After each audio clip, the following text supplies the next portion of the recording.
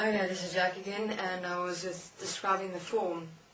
So, the physical human form, the vessel itself, was designed in the image and likeness of Earth itself. Okay, it had its core, which was the skeleton, and it had its form as that which forms it, which was of that which the Earth consisted of. So they basically took the essence of Earth, and that's what they were able to do as well. They were able to remove the essences of that which existed.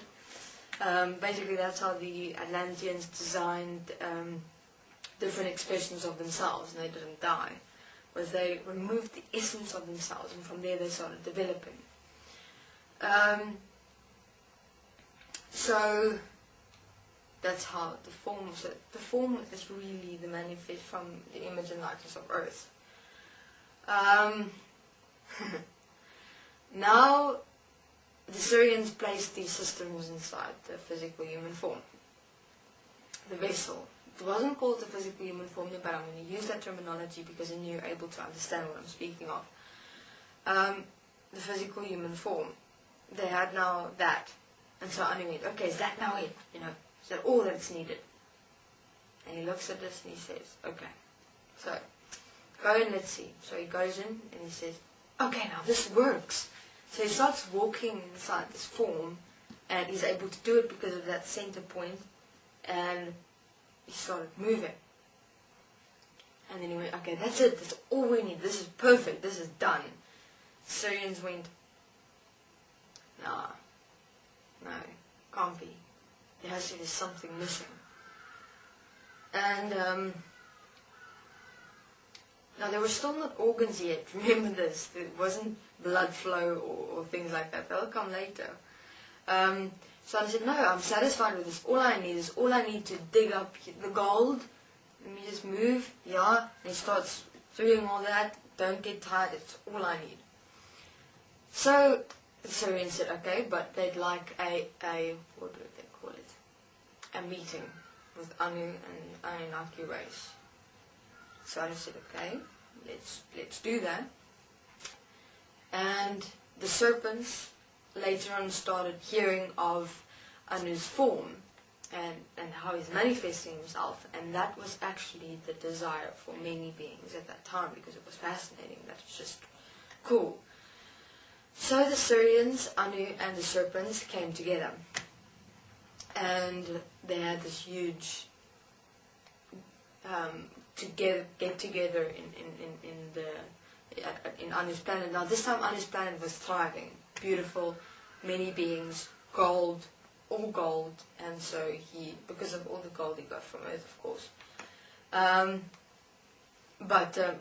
This form that I was explaining about now, that he was forming, was for a later stage if he could not obtain the gold anymore interdimensionally because his planet would start manifesting.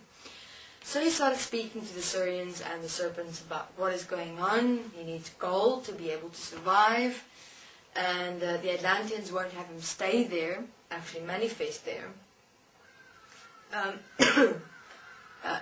actually maybe do that, get that, you develop this form to get the gold out. That's all I may do still at the moment. But I still have a problem. It's not going to solve the problem. I need to actually inhabit this planet. I need to inhabit it. Because otherwise I won't survive anymore. Otherwise the gold will become solid and I won't be able to exist anymore. So the serpents, of course, suggested something interesting. They said to Anu, okay Anu, why don't you take over the planet? You require something that powers that form, why not just do the Atlanteans? Now Anu, at that time, was skittish. He wasn't, he was like a serious, playful boy to a certain extent, because he was reasonably young then. Young in terms of time, age, if you want to call it that. In terms of his experience of himself in existence, he was young. And Anu was like, I can't do that.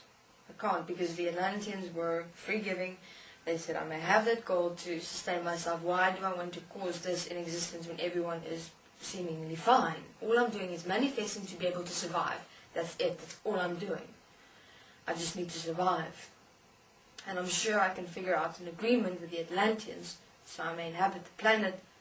And they're able to exist in their ocean because the ocean, in terms of just the water that manifested itself, they didn't necessarily move on land. The Atlanteans. They didn't actually at all, sometimes. And the Atlanteans wanted to manifest themselves as well, so an interesting suggestion came forth from Anu to the Atlanteans. Now, after the Syrians and the serpents and Anu had that meeting, the Syrians said, the serpent said to Anu, if you don't do it, we'll do it. We'll take over the planet. And this frightened Anu. So Anu went to the Atlanteans and he said to them, listen, this is what's going on. He talked to them straight. He said to them, the serpents want to take over your planet as the manifested form because they want to manifest as well. And they don't actually care about me having to survive to acquire the goal or even about you.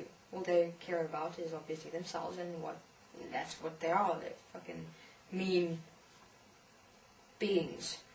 And the Atlanteans said, well, let them come. They're not going to take over this planet. This planet is ours. It's who we are. It's an expression of ourselves. We invited you, and we said we were aware that you required gold to survive, and that's what we did, and that's all you need. They said, if it comes to that, if this world manifests to such an extent where you can't get gold, we'll make a plan. There must be a way that it can still maintain interdimensionality. And I said, no, it won't. I guarantee that this planet is going to manifest. And we're not going to have access if we don't get this form manifested with this earth as soon as possible. And the Atlanteans saw into it. I mean, they looked at it and they realized, they aren't manifesting with this planet. They're still very much interdimensional and they're starting to lose what they had. In terms of, as I said, they did stand on this planet, because of the gravity, but they didn't manifest as and with the planet, which was the problem. Okay, this is Jack. I will continue in my next interview. Thank you.